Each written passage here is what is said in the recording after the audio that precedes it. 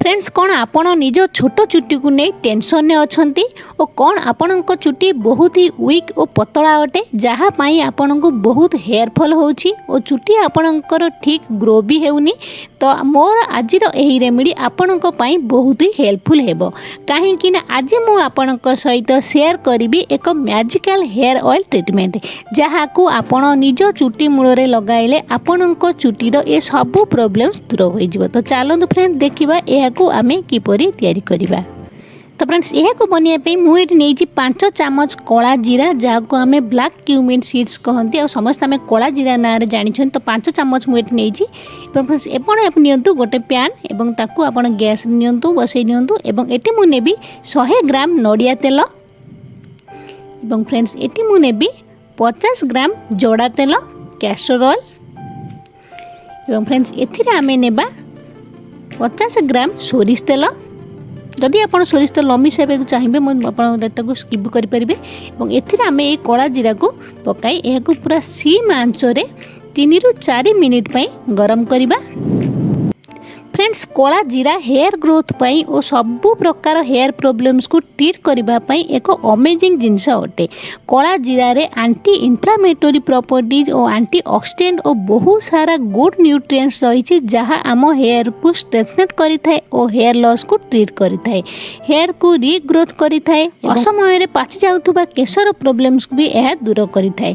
Friends कला जीरा आम डैमेज हेयर को रिपेयर करी हेयर को सॉफ्ट स्मूथ और शाइनी और हेल्दी को करथाए।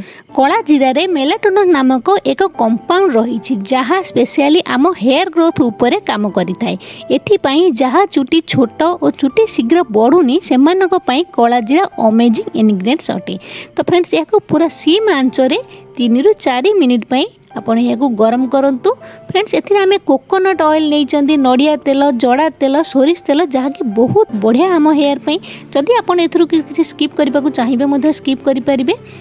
फ्रेंड्स आपण कौन भावुं कि सोरिष तेल कहीं मुझे यूज कली सोरिष तेल भल नुहे हेयर पे सेमती नुहे आगे तो प्राय समस्ते सोरिष तेल ही मुंड लगाउथिले। सोरिष तेल भी आपण केश पे बहुत ही भल अटे।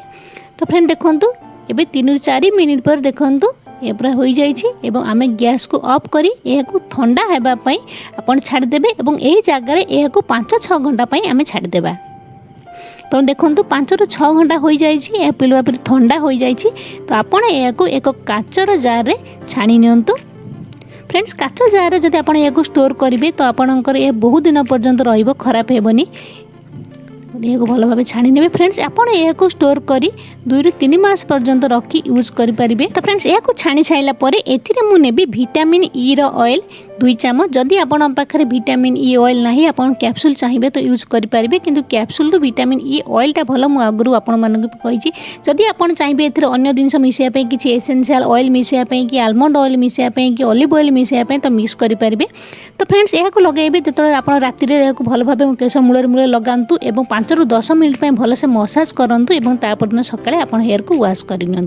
जपरी आप नॉर्मल ऑयल लगे था तो सहीपरी यह लगातु।